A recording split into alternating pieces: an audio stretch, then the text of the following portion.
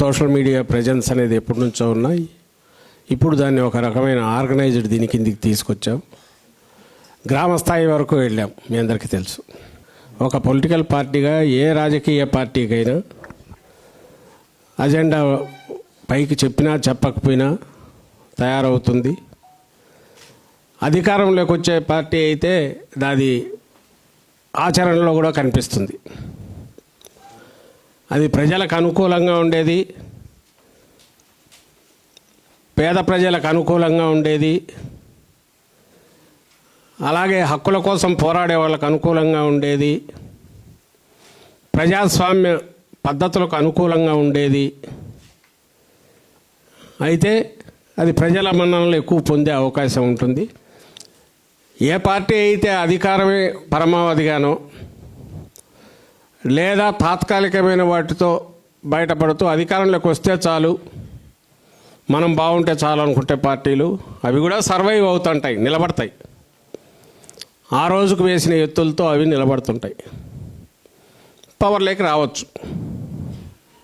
ఒక clear cut division లాగా చూస్తే దేశంలో మన రాష్ట్రంలో కనపడినంత ఒక డివిజన్, ఒక మంచి చెడు, ఒక వెలుగు చీకటి, ఇట్లా ఒక క్లియర్ కట్ డివిజన్ పార్టీల మధ్య చూస్తే మన రాష్ట్రంలో మాత్రమే కనపడుతుంది. వైఎస్ఆర్ కాంగ్రెస్ పార్టీ జగన్మోహన్ రెడ్డి గారు ఒక స్థిరమైన, అది పవర్లో ఉన్నా లేకపోయినా ఒక స్థిరమైన రాజకీయ విధానం. రాజకీయం అంటే ప్రజలకు సంబంధించిన విధానాలు, అవే రాజకీయంగా. అధికారం పరమావధి కాదు. అధికారంలోకి వచ్చాక మన లక్ష్యాలు ఏవైతే అనుకున్నామో అవి ఎంతవరకు పూర్తి చేయగలిగాము, ప్రజల కోసం, ప్రజల్లో మమేకమై ప్రజల బాగు కోసం, పేద ప్రజల బాగు కోసం చేయగలమనేదే గీటురాయిగా వ్యక్తిగా అడుగు వేశాడు. ఇప్పుడు ఈ వ్యవస్థను, ఇంత పెద్ద పార్టీని నడుపుతున్నప్పుడు అదే ఫాలో అవుతున్నాం. బహుశా ఇంత తక్కువ కాలంలో ఒక సిద్ధాంత రూపం కూడా తన ఆచరణ ద్వారా పార్టీకి ఇచ్చిన ఘనత కూడా అరుదుగా కనపడుతుంది. అది మన నాయకుడికి మాత్రమే ఉంది, మన పార్టీకి మాత్రమే ఉంది. జగన్మోహన్ రెడ్డి గారి ఆలోచన విధానం ఎట్లుంటుందంటే మన శత్రువు కూడా ఒప్పుకోక తప్పనిది, స్థిరమైన అభిప్రాయంతో ఉంటాడు.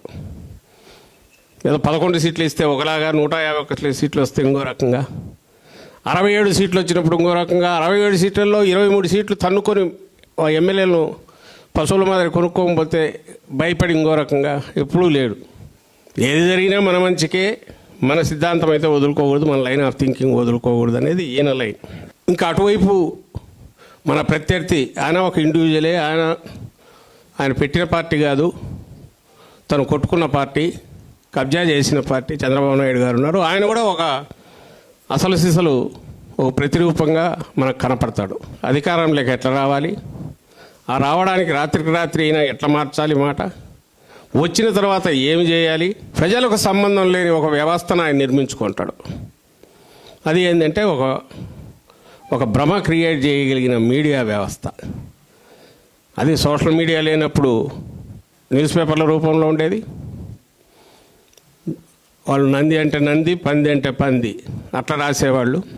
అప్పట్లో ఈనాడు పత్రిక ఎన్టీఆర్ను ఎత్తింది అదే, కిందికి పడగొట్టింది అదే.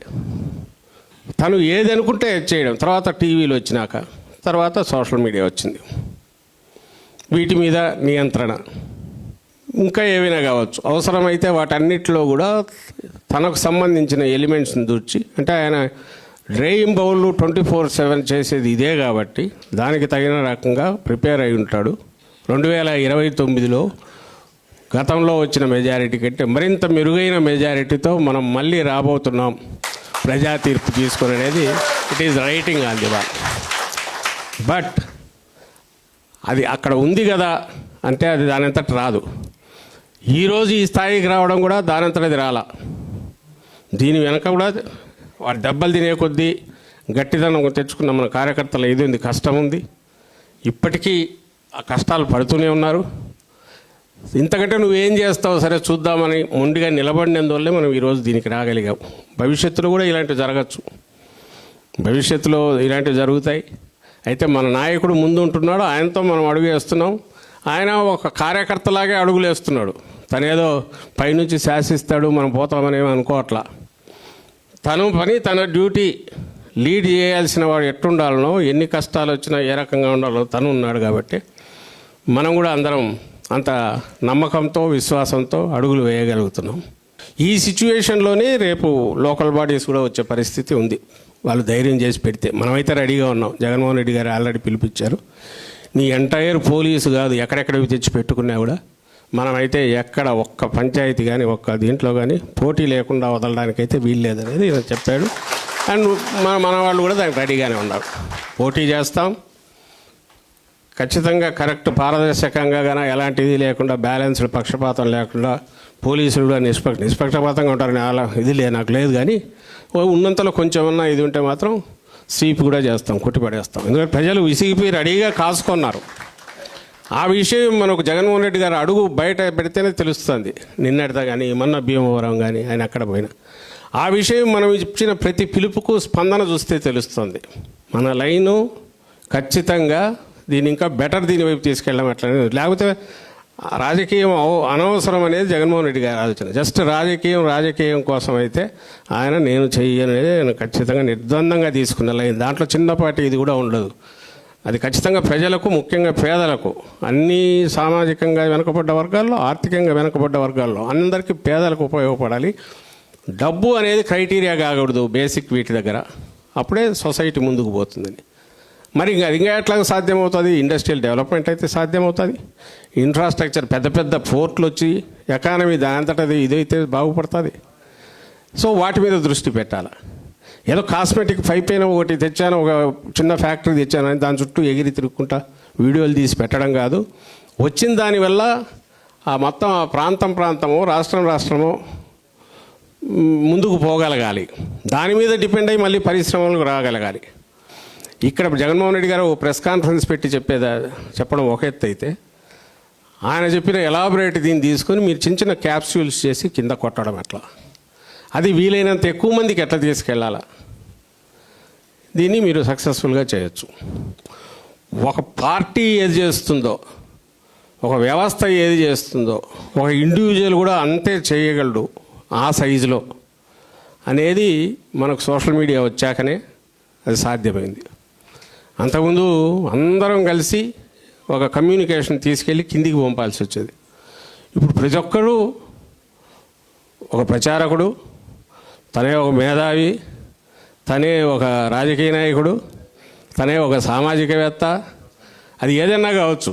ఫస్ట్ థింగ్, అసభ్యంగా కానీ నెగిటివ్ బూతులు కానీ సంస్కారహీనంగా ఉండడం అనేది ముఖ్యంగా బూతులు అనేవి ఎవడు చేస్తాడంటే వాడు అసమర్థుడే. సబ్జెక్ట్ లేనివాడు అసమర్థుడు ఉంటాడు కదా, వాడికి ఇంకేం తెలియదు. వాడు ఏం చేయలేడు కాబట్టి తిడతాడు. తిట్టడం ద్వారా ఎదుటివాడిని ఇది చేయగలనని అనుకుంటాడు. మనకేం కర్మ, నేను మళ్ళీ చెప్తున్నా, మనకు కావాల్సిన సరుకు ఉంది. మనం నిలబడింది నిజం వైపు నిలబడతాం. మనం ఫైట్ చేసేది ప్రజల వైపు నుండి, ప్రజల కోసం ఫైట్ చేస్తాం. దాంట్లో ఏం మనం దాచిపెట్టుకోవాల్సినది. అందుకు దెబ్బలు కూడా తింటాం. దానికోసం అవసరమైతే వెళ్తున్నాం. ప్రజలు అర్థం చేసుకోలేకపోతే దాని ఇది కూడా తింటున్నాం కూడా. అయినా సరే ఏం మార్పు లేదుగా. ఎందుకంటే ఒక నమ్మిన దీని వైపు పోతాం కాబట్టి, నాయకుడు అలాంటి వాడు కాబట్టి. ఎందుకంటే మీరు ఫోకస్డ్గా పనిచేసేవాళ్ళు కాబట్టి మీకు ఇంతగా చెప్తున్నా. ఈ ఛాన్స్ వేరే వాళ్ళకి రాదు. వాళ్ళ పనులు, వాళ్ళ దృష్టి వేరే దాని మీద ఉంటుంది. మీ దృష్టి దీని మీదే ఉంటుంది కాబట్టి అక్కడ సోషల్ మీడియాలో యాక్టివ్ ఉండే వాళ్ళందరినీ, వాళ్ళ పొజిషన్స్ అక్కడే ఉన్నాయి, ఎంకరేజ్ చేయండి, కలుపుకోండి. కమ్యూనికేషను మనం ఏ రకంగా మన వాళ్ళందరికీ పంపడానికి అవసరమైన సెటప్ మనకి ఇప్పుడుంది కాబట్టి, ఈ 15 లక్షల మంది మన దీంట్లో ఉన్నారు, సింగిల్ మెసేజ్ పోగలదు కాబట్టి, అందులో మీ దానికి సంబంధించి మీ కాన్స్టిట్యున్సీకి 7,000 8,000 మొత్తం ఉన్నారు కాబట్టి, మరి ఆ 7-8 మంది ఫస్ట్ టార్గెట్. మేము పంపే వాటితో పాటు మీరు ఏదన్నా పంపడానికి వీలవుతుందా, పంపాలంటే దానికి అవసరమైన థింక్ ట్యాంక్ ఏంటి, ఇవి ఆలోచించుకోవడానికి. దీనికి సంబంధించి ఇక్కడ నుంచి ఏమైనా సపోర్ట్ కావాలన్నా వీళ్ళు అడ్వైజులు ఇస్తారు, క్వశ్చన్స్ వేయండి, తీసుకోండి. మీరు దాన్ని సద్వినియోగం చేసుకోవాల్సింది కోరుతూ I wish you all the best. Thank you very much.